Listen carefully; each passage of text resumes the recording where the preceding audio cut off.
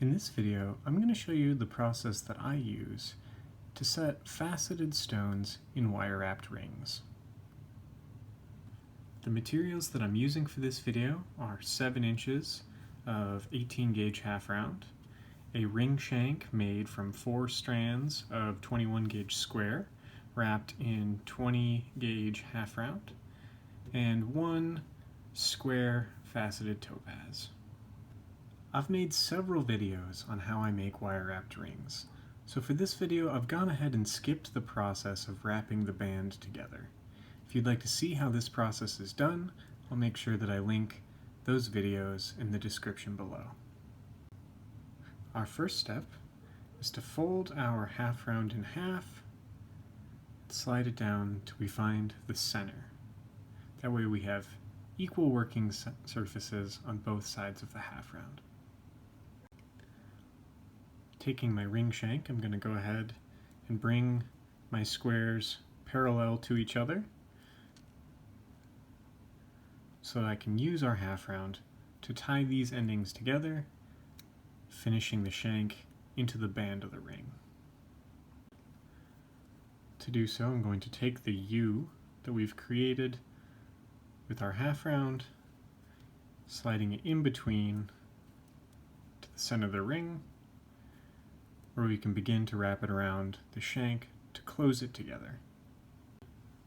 The direction that you take this half round around the shank is important to the future of the design. I want to make sure that it's going over the top, opposite side of where my squares are coming off. That way when I go to secure the stone with these half round endings, it'll naturally follow the lines that our squares will.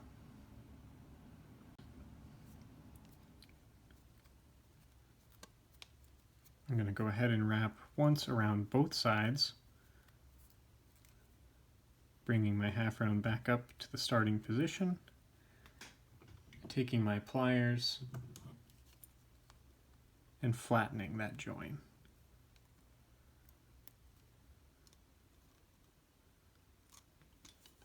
I do want to make sure that it sits nice and flush and all of the squares are parallel in that half round wrapping. I'm going to continue to wrap my half round around the shank evenly on both sides until I reach just over the width of our stone.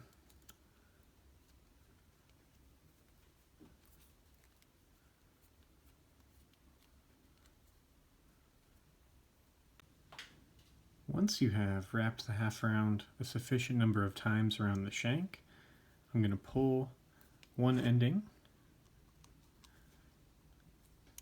as tight as I can and fold my squares 90 degrees straight up towards the face of the ring so that it'll hold it to size on one side, and then do the same to my second set of squares. I chose to use 4 pieces of 21 gauge square to make the shank for my ring. This is purely a matter of personal preference. You could use more or less wires depending on how thin or thick you want the ring band to be and how much ornamentation you want on the face of the ring. Let's go ahead and create the setting for our stone.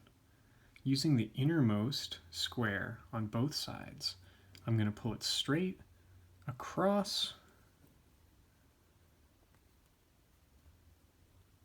the center of my setting so I can begin to create a little bit of a lift, keeping the culet of the stone off of our connection between the 2 ends of the shank so that it'll sit nice and flat on top of these wires.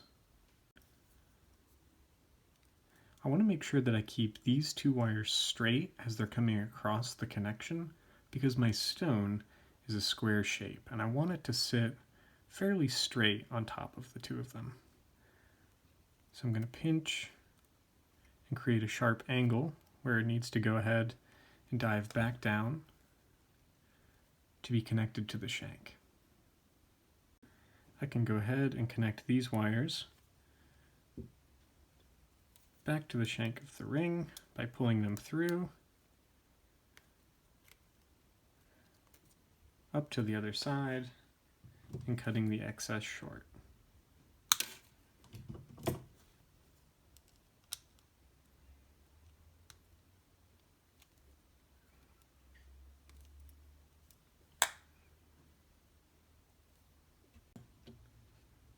Next, I'm going to go ahead and form our half rounds in a way that will spiral over the top of our stone and connect to the opposite end of the shank.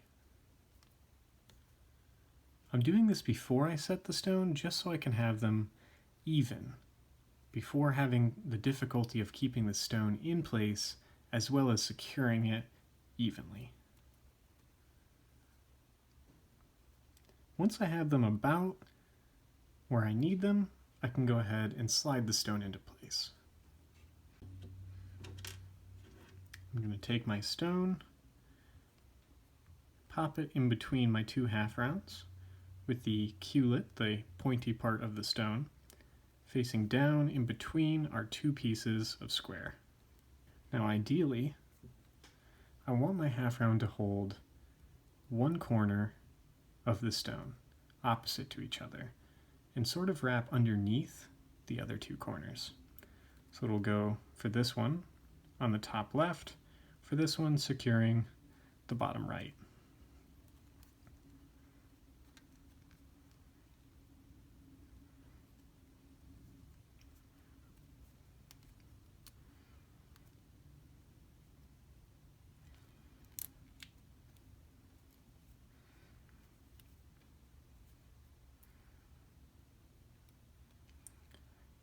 Once you have the stone sitting in the setting with the half rounds in place, it's fairly easy to adjust. You can see that it bent out of place where my top one is covering much more of the stone and the bottom one is tighter, causing the stone to slide out of the setting a bit.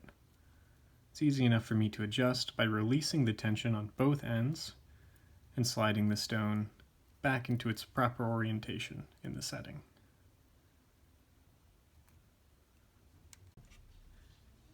Once you've adjusted it to make sure that the stone sits properly in place, you can go ahead and secure both wire endings, cutting it short and pinching it into place.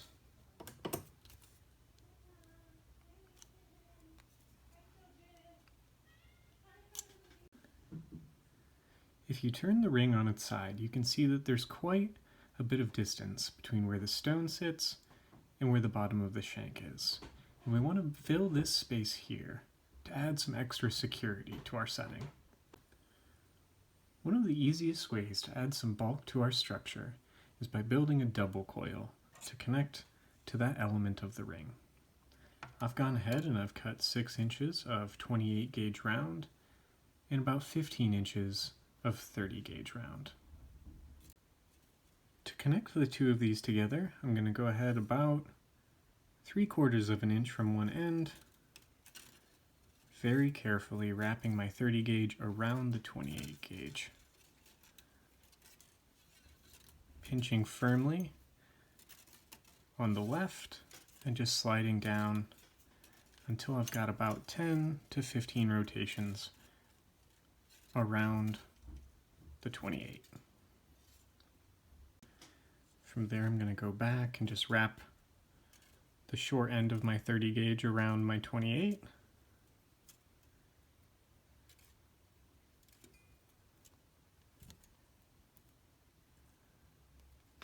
And go ahead and cut it short so that it sits flush to the coil. And bend 90 degrees after the beginning of the coil. From here I can pinch the 30 gauge so it sits flat against my 28 and use that 90-degree curve as a lever to quickly coil it evenly around the 28 gauge. As I coil more length around the 28, it'll become necessary for me to reform a new 90-degree curve, making sure that it stays close enough to my fingers that I don't begin to get all wobbly. The completed coil should look something like this. I'm going to go ahead and repeat the same process with another 15 inches of 30 gauge round and another 6 inches of 28 gauge round. Once I have both coils ready to go, I can connect them to the ring. I'm going to connect this coil to the second closest square to the center. At the base of where our coil starts, I'm going to wrap the bared 28 around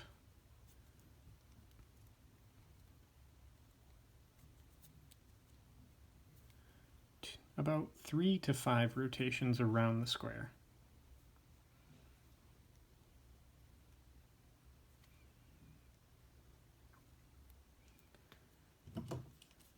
When I trim the ending short, I want to make sure that the ending is closest to the center of the ring so it won't create a spur that will catch on things as someone wears the ring. And I want to flatten that 28 gauge around the square so that we can continue to coil this around the rest of the square without it twisting. Before we do so, I'm going to slide it all the way down to the base of the square. Just gently coil it around from there.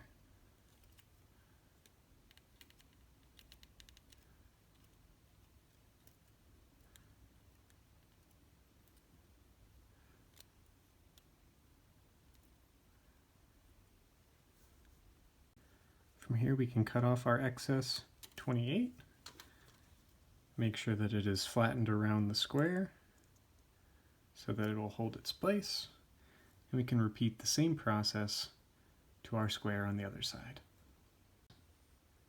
Once we've coiled both sides of the ring, I'm going to go ahead and go back to filling the gaps between each of the sections of our coiled wire there. To do so, I've cut 2 feet of 28 gauge round, and I'm going to connect it at the end of the coil, working my way back down the thread that we've created so I can use this same wire to finish decorating the other 2 pieces of square on that side.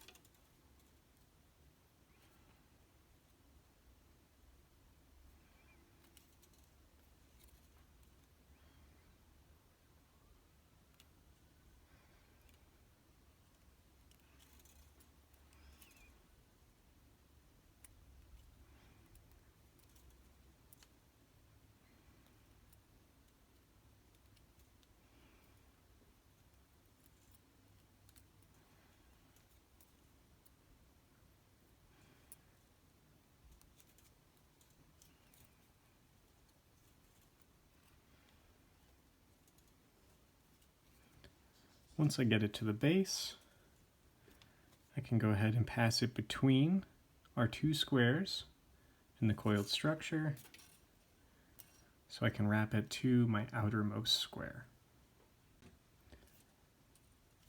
I'm going to go ahead and wrap it around the outermost square about 10 times before going back to secure our double coil. I'm going to bring our double coil along the line of our half round that is securing the stone. Bring it neatly through the shank with the square side of, or the flat side of the square, excuse me, facing out so that it won't create a ridge that's uncomfortable on the inside of the ring.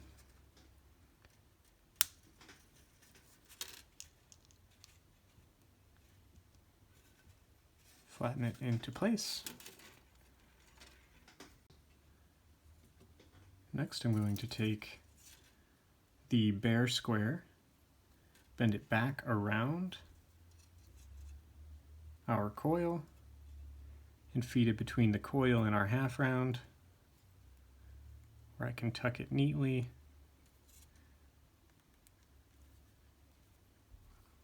down onto the shank of the ring. Trim the excess short and tuck it into place.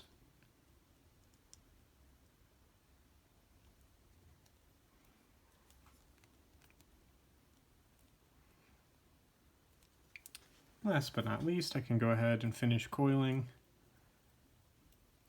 our outermost square and connect it to the ring shank on the outside of our double coil.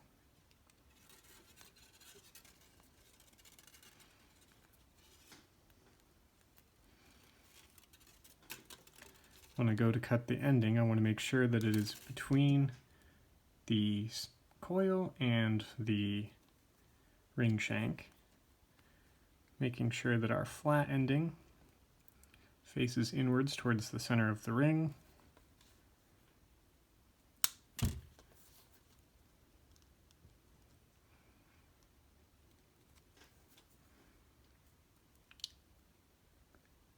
Now to repeat the same process for the other side. With both sides complete, here we have the finished ring.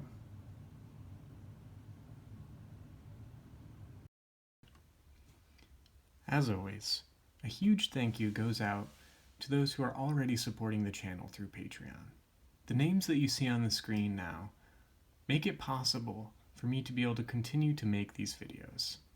If you're interested in helping support the channel, check out the link to my Patreon in the description of this video.